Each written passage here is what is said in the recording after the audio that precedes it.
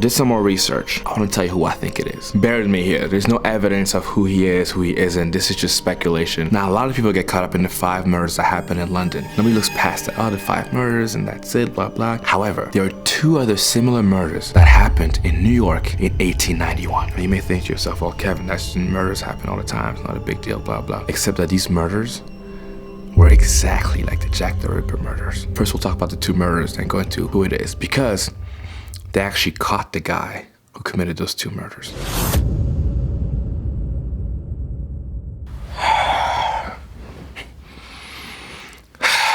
Welcome to episode 1 of Unsolved Mysteries. This is not the type of videos I normally make. This is something a little bit different. I've always been fascinated by the idea that crimes would go unsolved. But there's people out there who committed horrible crimes and are still on the loose. Take a second to think about this. There's tons of people out there who are bank robbers, murderers, who have escaped prison, running around the streets. You could be on the subway or on the bus, sitting next to somebody who's murdered tons of people, and you wouldn't know it.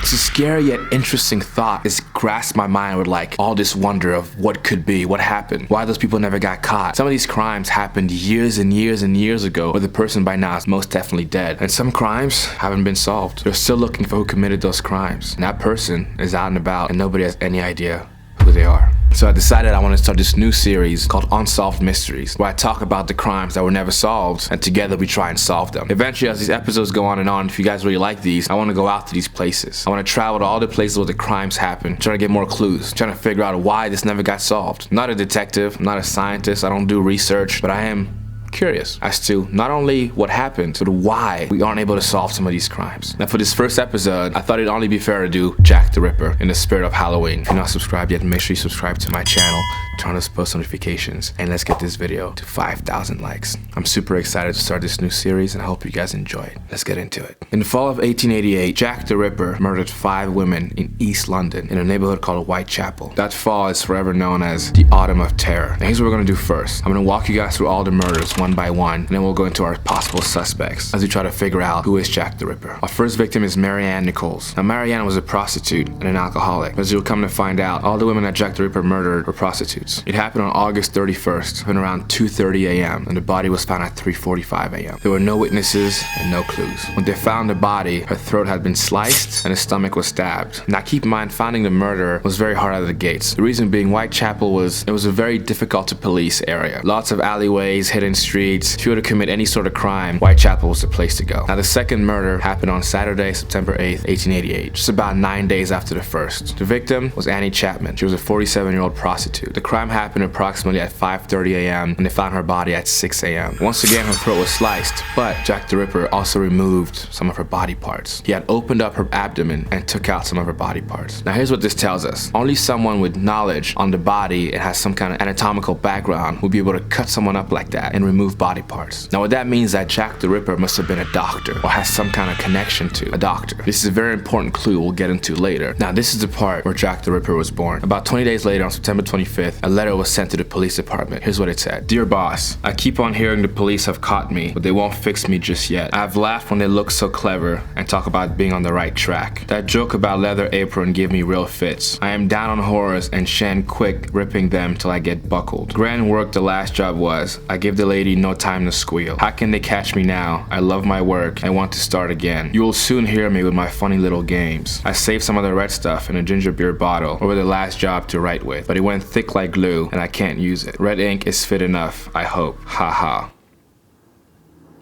Who even writes haha? The next job I do, I shall clip the lady's ear off and send it to the police officers. Just for jolly, wouldn't you? Keep this letter back till I do a bit more work, then give it out straight. My knife is so nice and sharp, I want to get to work right away if I can get a chance. Good luck. Yours truly, Jack the Ripper. So that's the letter that was sent. Now keep in mind, we can't confirm that actually came from the guy who murdered those first 2 ladies, but it was the only piece of evidence they had, and that is how Jack the Ripper was born. Now, 5 days later, another murder happened.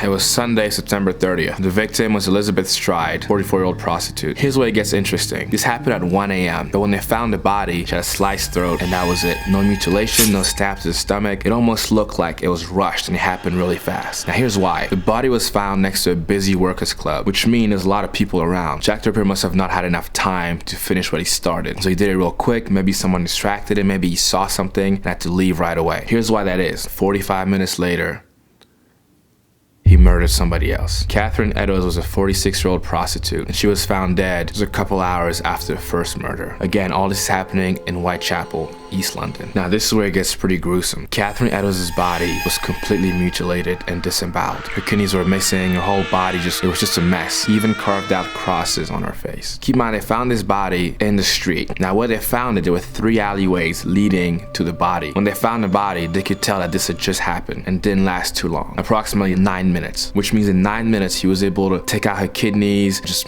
completely mutilate her body. Now here's where it gets a little tricky. The type of damage and body parts that were removed from her body was extremely difficult. Again, it took medical grade type of experience to do this. However, in 9 minutes, there's no way any doctor, even the top surgeons, would be able to remove the body parts that were removed out of her body, which means that her body parts were probably removed after she was murdered. Now back in the late 1800s, there was a huge black market for body parts, especially kidneys, which means that between the murder and the autopsy, someone else must have stolen her body parts to sell them on the black market, which now puts a question mark on the idea that Jack the Ripper was a doctor. But I want you guys to remember one thing. He carved out crosses on her face. Keep this in mind as we go deeper into the video. Now, the final murder happened a couple months later, Friday, November 9th. The victim was 25-year-old Mary Kelly, again a prostitute. This is the bad one. Jack the Ripper took her back to her house, and he took his time with this one. Her body was completely destroyed, mutilated, organs were missing. Whatever his motives were, whether he was a psychopath, a crazy person, had sexual fantasies, like, he was able to do it that night on the 5th murder with Mary Kelly. Now, those are the big 5 murders that are talked about when it comes to Jack the Ripper. Now let's talk about our suspects. Who could have committed such heinous crimes? All we know is this. Based on eyewitnesses, we know that Jack the Ripper is about 25 to 35 years old, 5'5 to 5'7, stocky, fair complexion, and has a mustache. He wore a dark overcoat and had a dark hat, and we think he may be a doctor based on the anatomical knowledge that he had. Now, there was a second letter sent on October 1st, 1888, before the last murder, also by someone claiming to be Jack the Ripper, with the same handwriting as the last letter. I was not coding "Dear Old Boss" when I gave you the tip. You'll hear about Saucy Jakey's work tomorrow. Double event this time. Number 1, squirreled a bit, couldn't finish straight off, had not the time to get ears for police. Thanks for keeping the last letter back till I got back to work. Yours truly, Jack the Ripper. Now here's the most interesting thing about this letter. This letter came about the day after that murder happened. Now, nobody knew about the murder, only the police. And this is in 2019 with social media, Twitter, where things spread like wildfire. It took time for people to figure out what's going on, read the news, read the newspaper, and kind of get caught up. Whoever sent that letter the very next day clearly knew about the murder, either an accomplice or actually Jack the Ripper himself. Now, if you ask me, I think Jack the Ripper sent that letter. There's no way a random person would know about the murder so fast, unless they were at the crime scene that day. I don't know. Seems a little fishy to me. Either way, let's go into our suspects. Nobody really knows who Jack the Ripper is. It's still an ongoing investigation, hence Unsolved Mysteries. Here's who people think it is. The first one is Montague Johnson. Montague was a barrister. Is it barrister? Barrister? Either way, his uncle and cousin were doctors, which would explain him having knowledge when it came to anatomy. He was 40 years old, was very interested in surgery, and lived with his cousin, who again was a doctor. Some people said he was sexually insane. That's something to keep in mind. He was found dead 4 weeks after the last murder. His death was not related to any other murders, so I don't know. He's one of the big suspects, but I don't think it was him. Number 2 is Michael Ostrog. He was a Russian doctor and criminal. He was put in an insane asylum for having homicidal tendencies. I don't know what homicidal tendencies are. I guess when you don't commit a homicide, but you tend to commit homicide.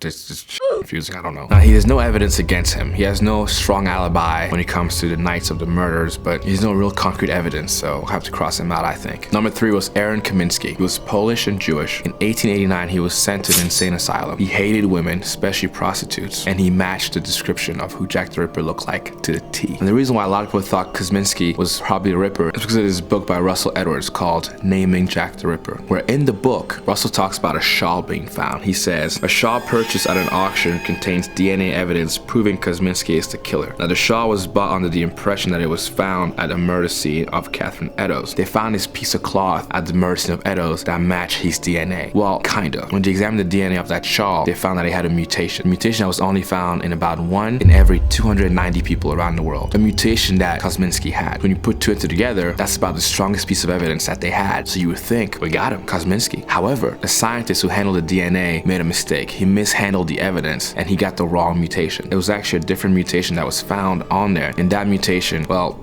99.9% of people have that mutation. So that was thrown out the door pretty fast. Number 4. This one's it's a stretch, but Jill the Ripper. Some people think that the Ripper was actually a woman. The reason she was able to get away with everything so much is because the police was on the hunt for a man. And so if a woman did it, you never know. There's no evidence that it was a woman. There's nothing concrete that says that, but it's a thought. Number 5. This one's also a little crazy, I think, but Prince Albert Victor Christian Edward. Now, rumor has it that he had syphilis. He used to go to Whitechapel a lot to hook up with the prostitutes, and he got one of them pregnant. Once his wife found out that he had a prostitute pregnant with a kid on the way, she wasn't happy, and she ordered to kill that prostitute and all the people who knew about the baby. Hence why all those murders and killing happens. What would it be so brutal is my question. Now, if you want somebody dead, that's one thing, but if you're killing somebody and cutting them open and pulling out their organs, it just doesn't add up. Not to me. Number 6, Walter Sickert. Now, Walter was a painter. This theory was brought to light by a famous novelist, Patricia Cornwell. Patricia spent about £2 million buying things from Sickert, his paintings, to books and everything he had left, because she was so sure that he was the killer. A lot of his paintings looked like the victim. She really thought that he was behind it. But here's the most important piece of evidence. Part of what she bought from him was a stack of paper. Now, I know what you're thinking. It's just a stack of paper. Who cares? But remember the letters that were sent to the police station from Jack the Ripper? Well, the paper used to write those letters was the same paper that was found in Sickert's apartment. And you may think to yourself, oh, well, you know, it's just paper, like everyone gets the same paper. Here's the thing, that type of paper was very specific, and there was only 24 copies in the world of that specific kind of paper. The odds of 2 different people having the same kind of paper when there's only 24 pieces of that paper, you know, it's not clear, concrete evidence, but it makes you wonder. Number 7, Joseph Barnett. Now, Joseph Barnett's a very, very interesting person because he lived with Mary Kelly, which was the last person murdered on that list. He was madly in love with her, but hated the fact that she was a prostitute, could not stand it. He also had lived in 11 different places within East London, so he was very familiar with the area. If you would, I don't know, escape police or I don't know, run away, he would be able to do it very easily. Now, here's why people think he did it. He was so mad at the fact that she was a prostitute that people think that he went out and murdered those prostitutes in order to scare her. That way she would stop being a prostitute because she'd be afraid for her life. If all these prostitutes are dying left and right, maybe she'd be like, you know what, I don't want to do this anymore. Now, after a while, Barnett lost his job, and so Mary Kelly had to go back to being a prostitute. He wasn't happy about that at all. They got in a huge fight, and Barnett left. He moved out. 10 days later, Mary Kelly was dead. Now, people think that that huge fight was the last straw. He moved out, couldn't handle it anymore, so he went back and killed her. Also, Barnett's nickname was Jack, and he matched the description of what Jack the Ripper looked like. Allegedly, that was the last murder, which means he tried to scare her by killing these other prostitutes. Didn't work. Got in a huge fight with her, couldn't stand it, killed her, then he was done. Number 8. James Maybrick. This one's a very popular one, but I don't know if I believe it. He was a cotton merchant who lived in Liverpool, kind of upper class. Liverpool is not close to East London, it's very far. But all those murders happened over the weekend, which means he could have came down for the weekend, did it, and then went back to Liverpool during the week. The reason why James is a suspect is because they found a diary under his house. Now, here's a quote from the diary. I give my name that all know of me, so history do tell. What love can do to a gentleman born. Yours truly, Jack the Ripper. Within this diary, there was a collection and a description of each killing, one by one. And this diary was found under his floor. Like the wood, like they yanked the wood out and they found like, you know what I'm talking about? Like it was hidden. It was hidden really good. However, the person who found the diary, Mike Barrett, came forward a couple years later saying that he fabricated the whole thing, including the diary, and then said that no, he didn't fabricate it, he was just joking. So now we don't know, did he fabricate it? Was it real? Mike, if you're watching, comment below, because we're curious. Now, here's the other cool part. They also found a pocket watch. That pocket watch was engraved with the initials of each of the murdered women. And underneath the initials, it said, I am Jack, also engraved. And under that, it was signed Maybrick. So, was it James Maybrick that did it? I don't know, but those are all the main suspects. But did some more research, and this is gonna sound a little crazy, but I think it's none of these people. I don't think any of those people did it. I think a lot of these people have a good chance. Comment below if you think it's any of those 8 suspects. I want to tell you who I think it is. Bear with me here. There's no evidence of who he is, who he isn't. This is just speculation, and this is from me doing my research. Now, a lot of people get caught up in the 5 murders that happened in London. Nobody looks past the other 5 murders, and that's it, blah, blah. However, there are 2 other similar murders that happened in New York in 1891. Now, you may think to yourself, well, Kevin, that's murders happen all the time, it's not a big deal, blah blah. Except that these murders were exactly like the Jack the Ripper murders. First, we'll talk about the 2 murders, then go into who it is, because they actually caught the guy who committed those 2 murders. The first one happened on Thursday, April 23rd, 1891, and yeah, you guessed it, It was a prostitute. 60-year-old Carrie Brown was found dead in her room at the East River Hotel. Her body was mutilated, her throat was sliced, and they found crosses on her body. Now, if you remember the fourth murder in London, Catherine Eddowes, they found crosses on her body as well. This could be some kind of signature that Jack the Ripper was leaving behind. And they found these exact same crosses on Carrie Brown. Here's where it gets even better. They found a knife at the crime scene, and it was the same knife that was believed to be used in London. I'm getting goosebumps. I'm in the garage, it's dark, I'm really scared to be honest with y'all. Like I keep hearing these noises. The next murder happened 4 years later, August 31st, 1894. 56-year-old Juliana Hoffman. She was found dead. Same kind of murder, same kind of killing. Once again, they found a knife, but this time, they also found a murderer. Karl Feigenbaum.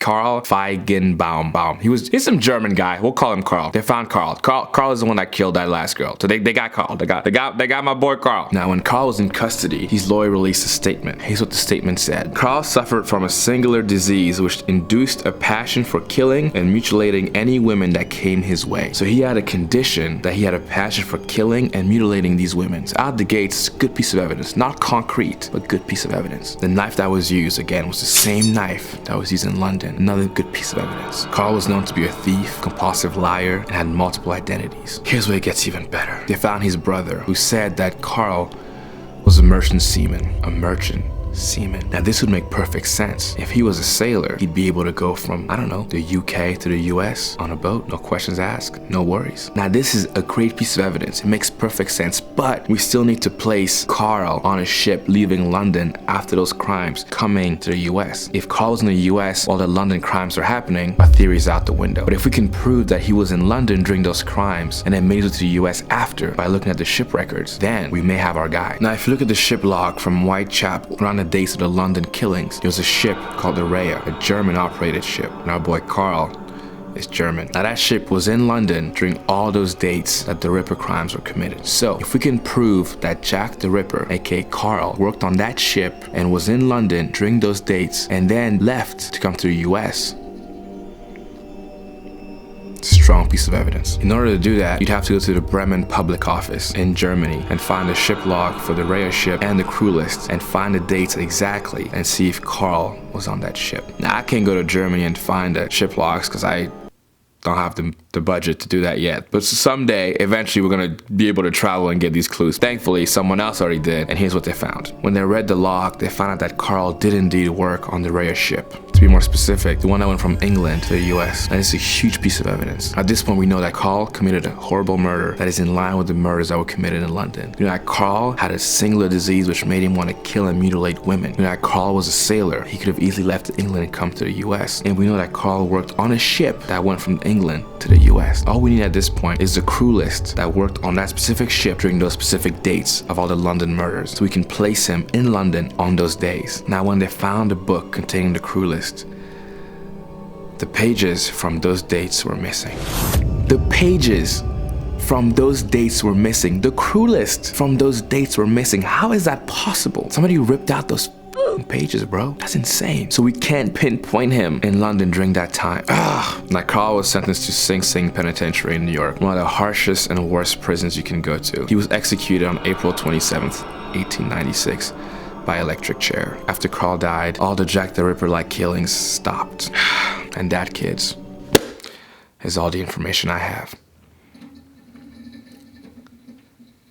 Now, there's a lot of creepy noises in here, so I'm gonna go ahead and wrap up this video because I don't want to die. Now, I don't know who Jack the Ripper really is. Well, really was. In my mind, I think it's our boy Karl, but it could be anybody. The reality is this: tons of crimes go unsolved over the years. This one happened in 1888, so at this point, whoever the murderer is probably dead. But there are tons of other crimes that happened recently. People never got caught. There's even people out there who've escaped prison and never got caught. How did they escape? How are they still on the run? How many fugitives are out there right now who committed horrible crimes and never got caught? Thousands and thousands. I think it's time we go figure out who those people are and why those crimes were never solved. So if you want to see more episodes, let's get this to 5,000 likes and I will keep making these videos. Eventually I'll travel to the places where those crimes happened and we'll try and figure this out together. Thank you guys so much for watching. If you want to see more episodes like this, please let me know in the comments. I had so much fun doing the research on this and making this video. I hope you guys enjoyed. Make sure you subscribe, send this video to a friend. Let me know in the comments who you think Jack the Ripper is, and I'll see you guys soon. In the meantime, be safe and look out for each other. I love you. I'll talk to you soon.